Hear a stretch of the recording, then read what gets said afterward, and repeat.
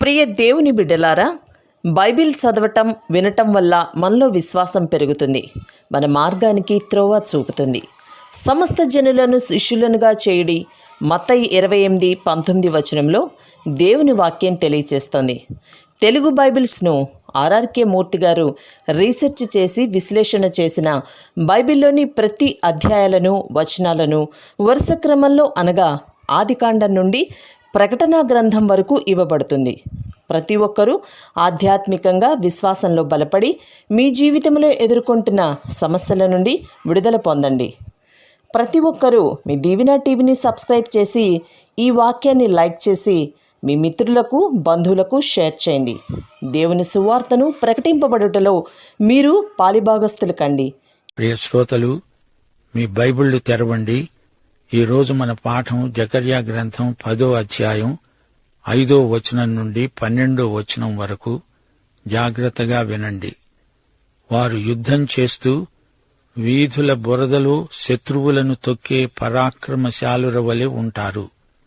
యెహోవా వారికి తోడై ఉంటాడు గనుక వారు యుద్ధము చేయగా గుర్రములను ఎక్కేవారు సిగ్గునొందుతారు. నేను యూదా వారిని బలశాలురుగా చేస్తాను.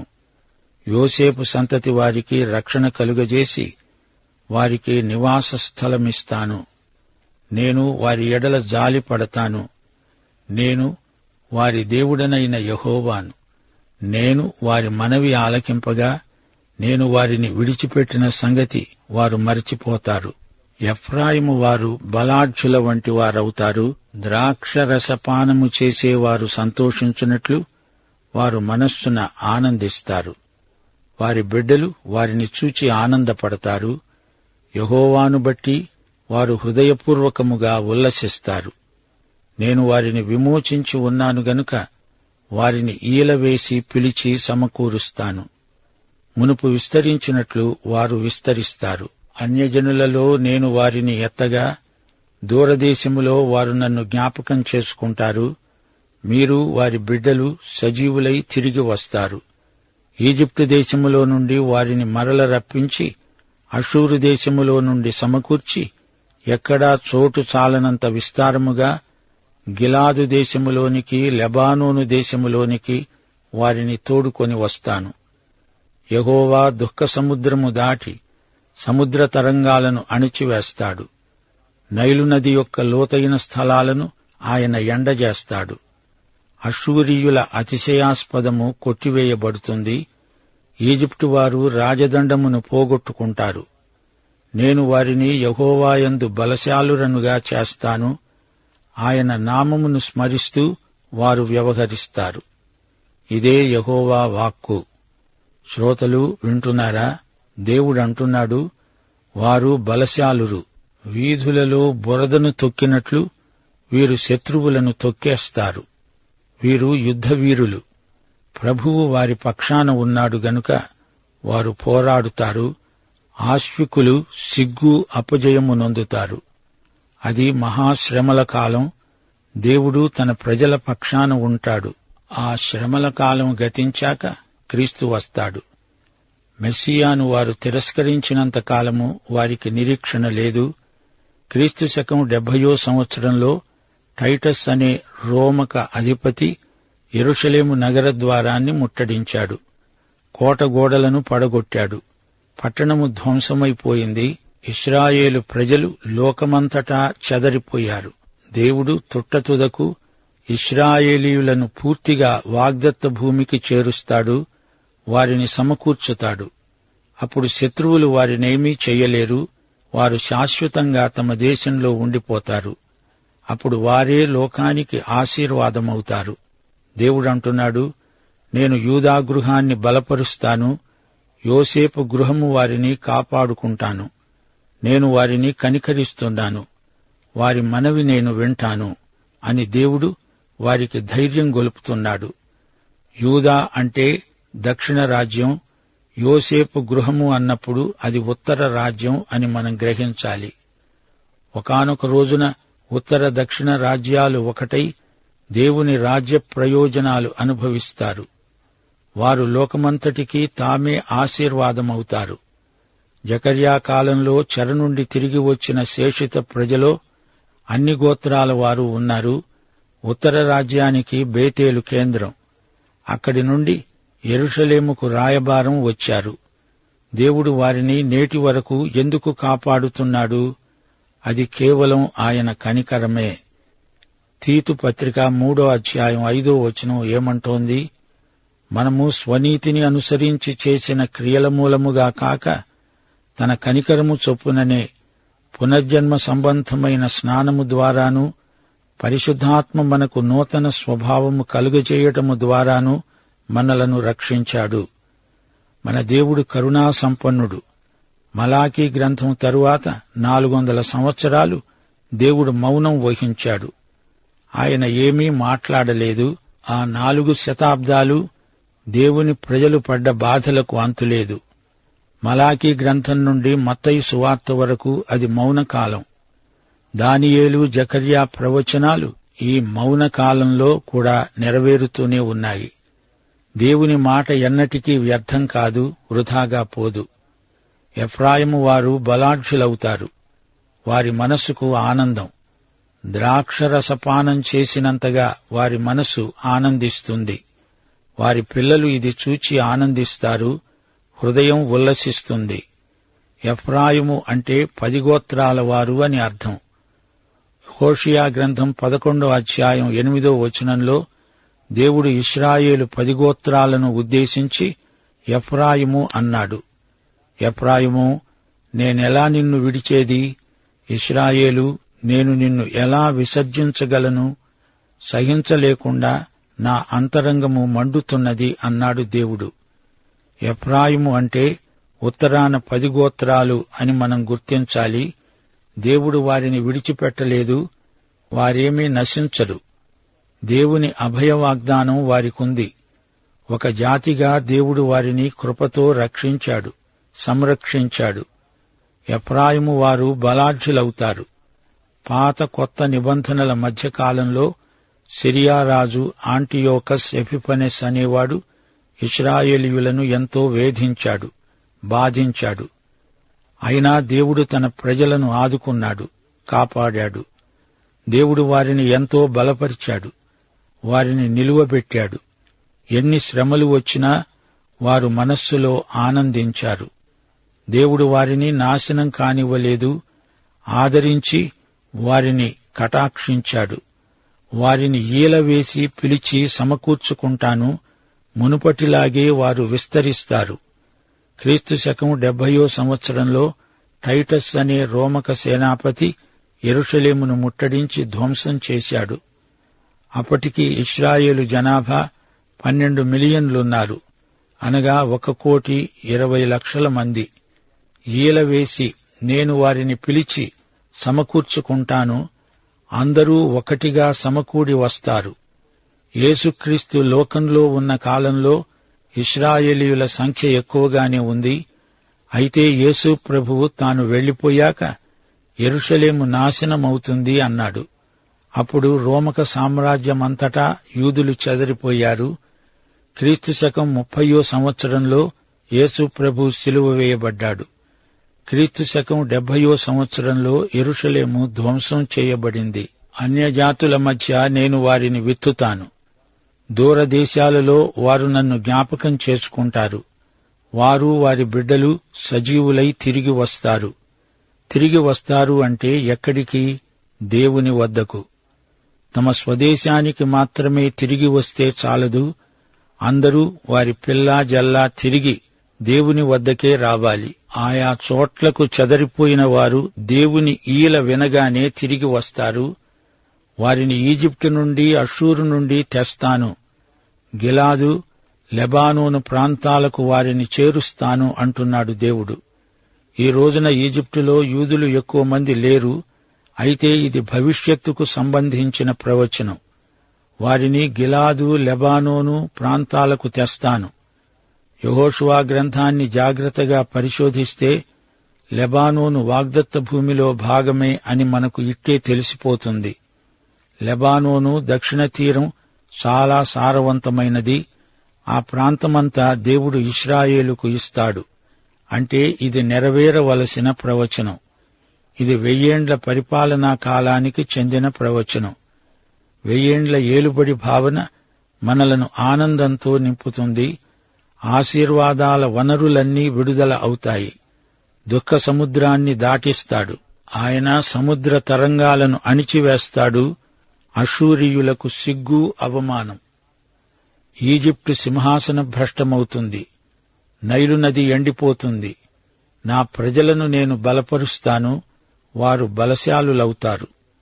ఈజిప్టు బారి నుండి యెహోవా వారిని ఎలా కాపాడింది గత చరిత్ర వివరంగా మనకు చూపుతుంది. ఈసారి వారిని ఆయన సమకూర్చుకునే విధానం మరీ ఆశ్చర్యకరమై ఉంటుంది.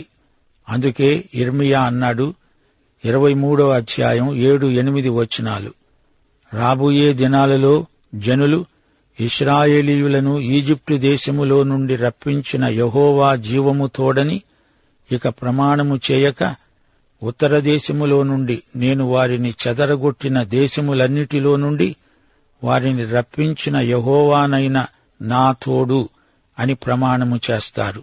యెహోవా సెలవిస్తున్నాడు, మరియు వారు తమ దేశములో నివసిస్తారు.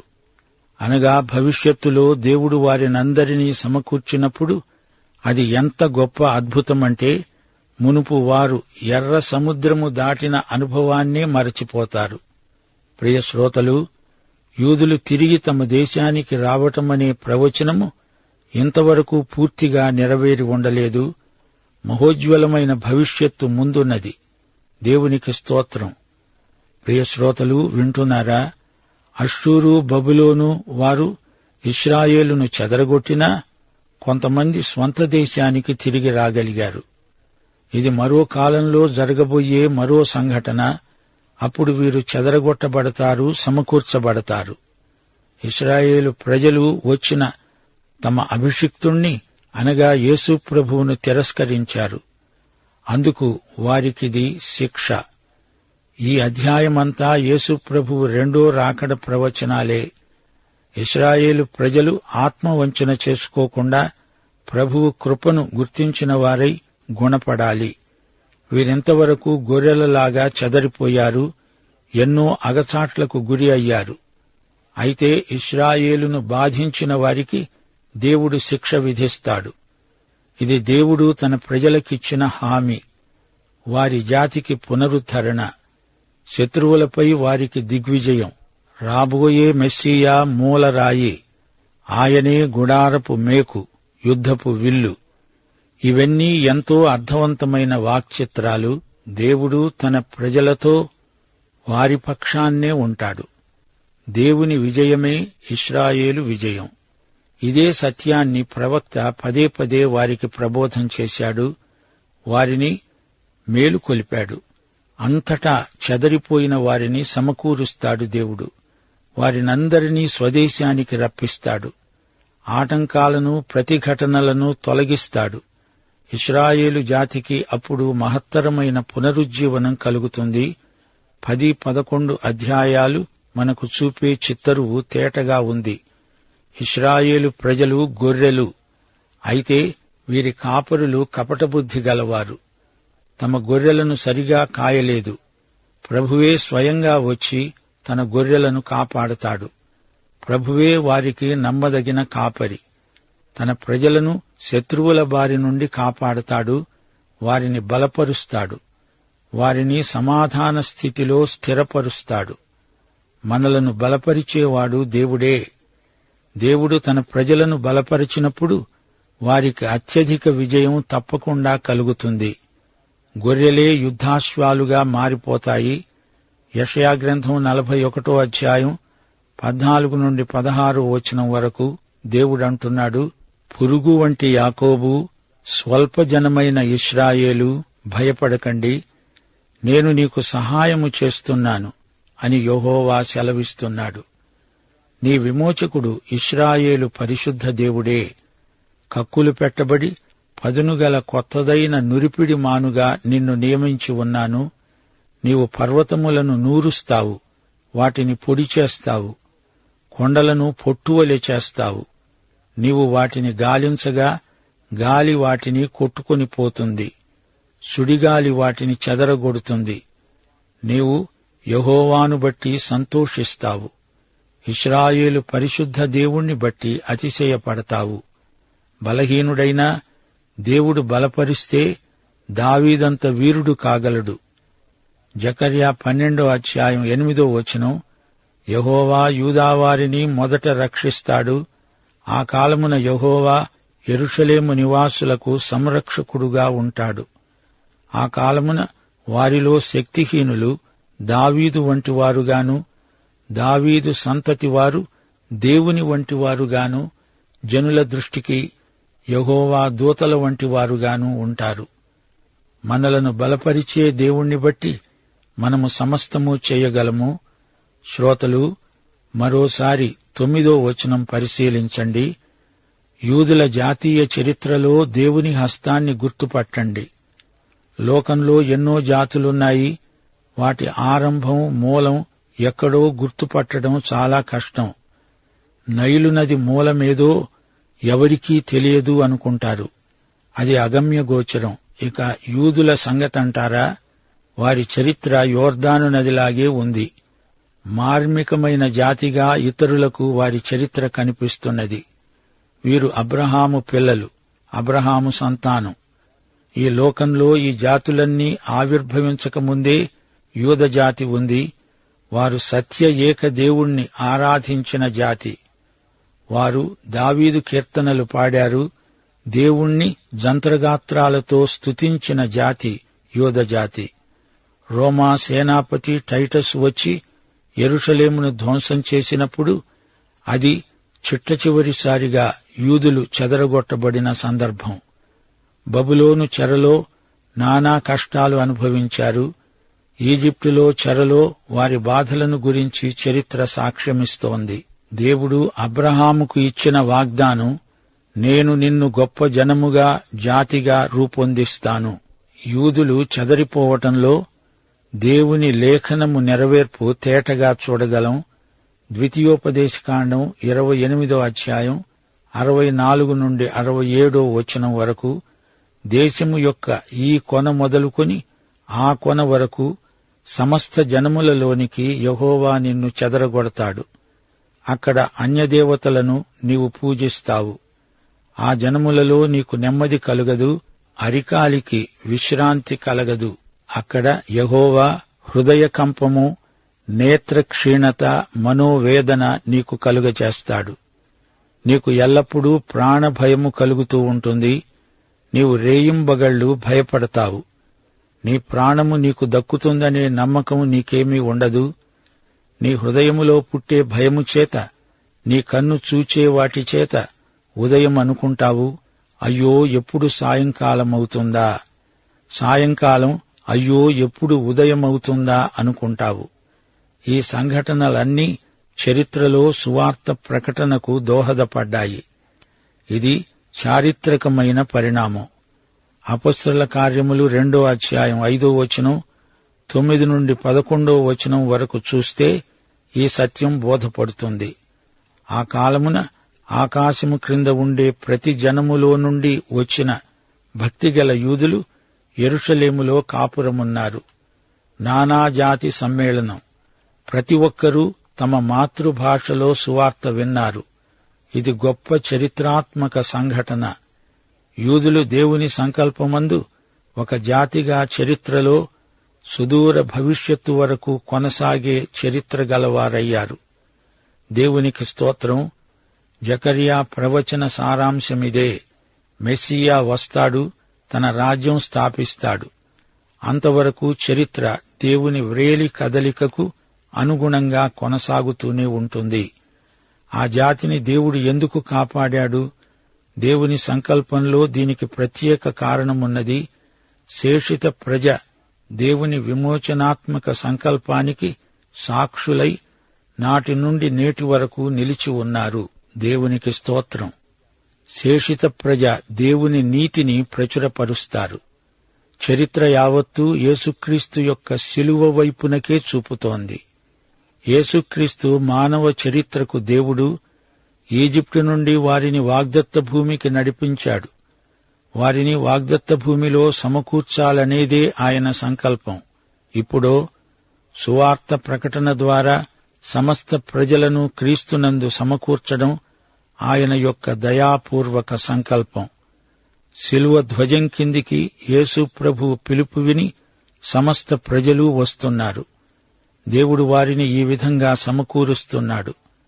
మనమంతా అలనాటి ఇశ్రాయేలీయుల వలె అరణ్య యాత్రికులం. దారిలో ఎన్నెన్నో శోధనలు, కడగండ్లు.